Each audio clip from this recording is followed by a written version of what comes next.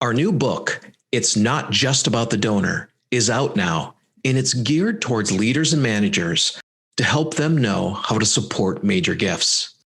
One of the first things we do in the book is dispel a number of myths that leaders believe about major gifts that actually hurts major gift performance and blocks MGOs from truly building authentic relationships with donors. In today's podcast, we dispel a few of those myths that block major gift performance and inspire you to think differently that will unleash much more net revenue for your organization. Welcome to the Nothing But Major Gifts podcast from Veritas Group, featuring Richard Perry and Jeff Schreifels. Twice a month, we bring you the latest and best thinking about major gift fundraising, so you can develop authentic relationships with your major donors. Here are your hosts, Richard and Jeff. Hey there, welcome to the podcast today. I have Richard Perry with me, and today we're going to be talking about dispelling the myths of major gift fundraising. Boy, there's a lot of them, isn't there? There are. And what's really cool is that we're taking these myths right out of our new book that's hot off the presses, Richard. I know. We are really excited about the new book, which is called It's Not Just About the Donor. Now, the other book was It's Not Just About the Money. Right. And now it's not just about the donor. The ultimate management guide. Now it's intended to inspire nonprofit leaders and managers on how they can best support major gifts to be successful. So exactly, we're going to be doing a series of podcasts related to the different aspects of major gift fundraising we cover in the book, and we'll tell you when we're finished today, how you can get your hands on a copy of this new book. Yeah, but today, this is the fun part. Today we're going to be focusing on myths that many leaders and managers have that hurt major gifts programs. That's right. And, maybe we should just for a second let, folks know why we wrote this book just for leaders and managers. I mean, not just, but, basically the emphasis is on helping leaders and managers know how to support major gifts. And, since we wrote that first book, as you know, we've gotten all kinds of letters, emails, people calling us and saying, this was a great book and we're starting to implement this. But the number one barrier we have is we have a CEO that doesn't get it, or our director of development doesn't understand major gifts, and it's really hurting us. And we heard this over and over, right? I know. It's really interesting because it used to be we would think that the major elements of major gifts or mid-level or planned gifts, the major elements was like, well, you need to get the right donor, right? And you need to get the right offer. But then we realized we have to have the right leader and the right support system, which is that whole management side of things, that if that's not right, you can have the other two right and still be in trouble. Yeah, I know. That's why we wrote the book. Yeah. So, so let's get back to these myths. So in the book, we outline 21 different myths, but today I picked 4 for us to expound on. And, hey, who knows? Maybe we'll have more podcasts on these myths. We'll see. So, okay. So for the first myth, Richard, I would love for you to address this. And we hear this all the time, and that's why it's in here. But it's leaders and managers saying, hey, our donors are different. I know. And this one, Jeff, makes our heads kind of spin around. I mean, we've been in meetings where the director of development or the CEO or somebody in authority says, well, here in, and then you insert the city name, right, whatever city we're in. Yeah. The donors are really different in this city. So that's why we have a different approach. I mean, I even heard this in other countries, well, the donors here in, Jakarta or in Sydney or in London, they're really different. So that's why, well, there are some cultural differences. There are all those kind of nuances, but for the most part, people are the same. I mean, they're people. I know. Same everywhere, same heart, same motivations, same drive. No, donors are not fundamentally different. They're just not. We also hear it for, different types of nonprofit, so sectors. So like we'll hear from the medical or universities or, the arts. Especially, you hear this a lot from arts too. Like, well, our donors are not the same as like the food bank major donors, so we can't expect this and that. And it doesn't hold up. No, I mean, it's all about treating the donor right. They all have the same kind of motivations, and they all have different interests, but the same motivations. And those are basically ones of caring about others and wanting to see good done, right? And wanting to have goodness propagated around the planet. I mean, that's just true. It's a universal truth. So no, donors are not different. It's like, what we've found over and over again, if the major gift officer is focused on developing that relationship with that donor, understanding their passion and interests, and relating it to those things that they love about your mission, that's where it happens. It doesn't matter what type of donor or what type of thing you do in your nonprofit. That is everything right there. It is. It absolutely is. Yep. So this kind of leads into our second myth. So here's one that many leaders and managers think about donors, and it's crazy, but it's true. Donors don't have specific interests. This one always amazes me.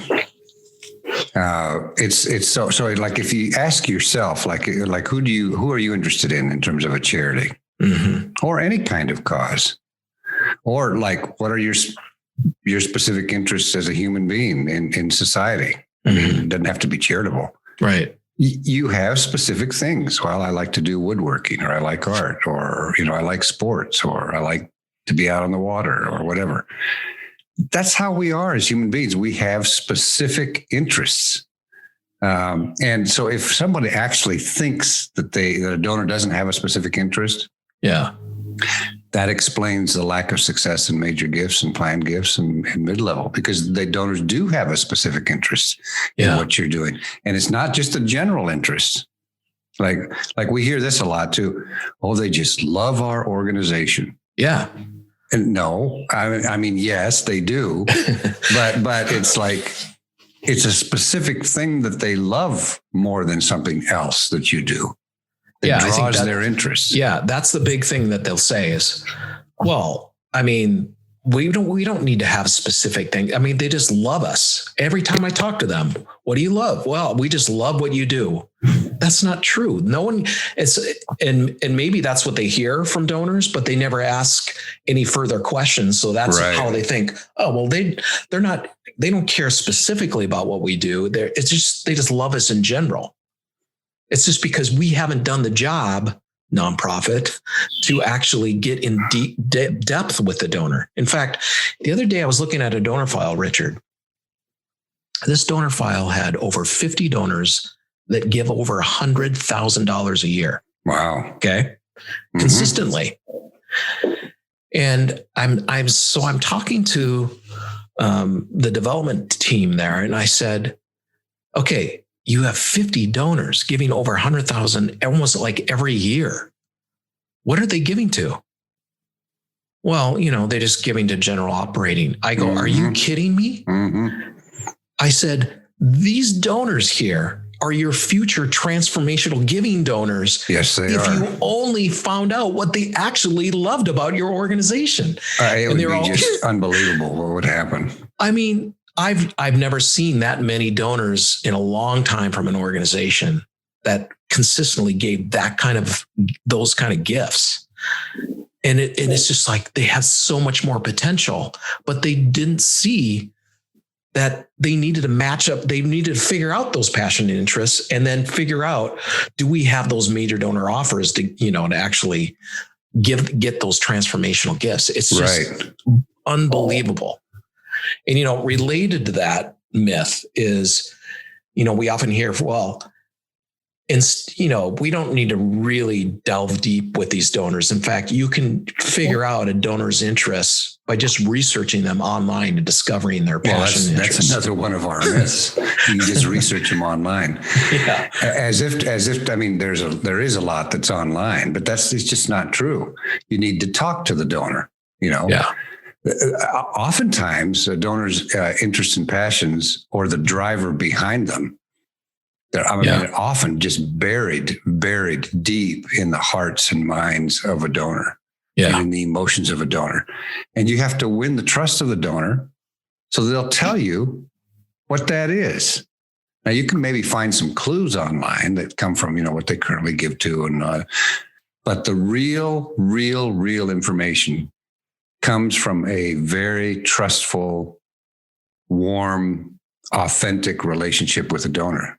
Yeah. So this idea that you're just going to go online and get the information is just not true. It's a lot of people, a lot of managers and leaders are basically suggesting to their major gift officers and their plan giving officers and mid-level officers, like, just get on there and it's more efficient. You can kind of get to it and be done with it, rather than just sitting with the donor and asking them. Yeah.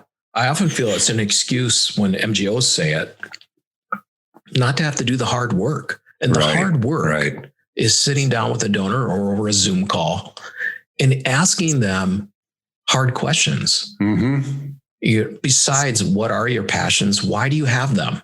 What led you to this? What led you to supporting us and figuring out their story, their life story? And that's hard work. It really is. It's much easier to go online and Google, they did this or they did that, but you don't know why. And well, then it takes a little bit of courage too, because you have to, and talent, because you have to be curious and you have to keep asking a question. Yeah. So like if someone says, well, I'm really interested in this particular program. Well, why are you interested in that? And then they answer it, and there might be some information that's still missing. And so you say, now, well, would you mind explaining a little bit more on that point, Mary, what you meant by that? Because I'm really curious as to what are the underlying motivations that you have there? Why is that buried in your heart? What is that? Yeah. But you have to have the courage to do that and to ask further, to dig deeper, to find out those reasons, because it's very important. I like that. That courage thing is important. Mm-hmm. It does take courage. That's why it's hard. Mm-hmm. But, we got to do the hard thing, right? We do. Really I love that. Okay. Our last myth that we're going to talk about today is an MGO must ask the donor for a gift on every visit. Gosh, we hear this from leaders and managers all the time. Oh, this one just drives me absolutely nuts, Jeff. Like, why would a major gift officer do that? I mean, that would not be that. That's just not the normal cadence of a relationship. It's sort of like asking your boss for a raise every time you have a meeting with him. Yeah. It's it's abusive. I mean, not only does it get old and obnoxious, but you start to train the donor to believe that that's all the relationship's about. It's just about the money, when in fact it isn't. I think that's where it comes from, is that, the leaders are, it's like, wow, getting the meeting was hard enough. So you better get the money if you're going to meet with that donor and bring it in. And the pressure is put on the MGO to every time there is a meeting, they've got to make some kind of an ask. And we know we got to have the relationship. We got to have trust built. Exactly. We have to know their passions and interests. And that's where you find it, in those meetings and talking with the donor and gaining their trust. You're not going to gain the donor's trust is, the first time you meet them, hey, by the way, how about a $10,000 gift?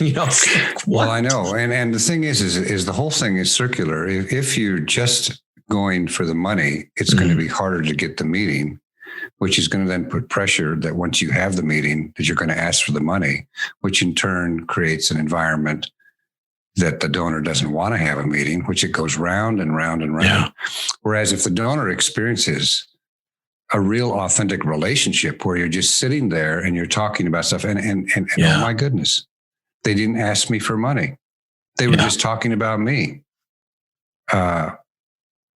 Why wouldn't you then want to have another? You would want to have another meeting in those circumstances. So this whole idea that you've got to ask a donor for a gift on every visit is just plain wrong. And it's relationally abusive. It really is. It really is. So, wow. Okay. That was fun. We got through 4 myths already. And hopefully if you're driving and hearing this podcast, you're back at the office, if you're in an office, or you're back in your home office. So now let me tell you how you guys can get the new book. It's not just about the donor. All you have to do is go to Amazon.com, and in the search function, just type in the name of the book. It's not just about the donor. It will be right there. And, hopefully you have Prime and you'll get free shipping. Yeah. But so thanks for joining us today, and we'll see you next time. Thank you. Thank you for joining us for the Nothing But Major Gifts podcast from Veritas Group. Richard and Jeff also write an ongoing blog that you can subscribe to for free at veritasgroup.com. Please join us again next time.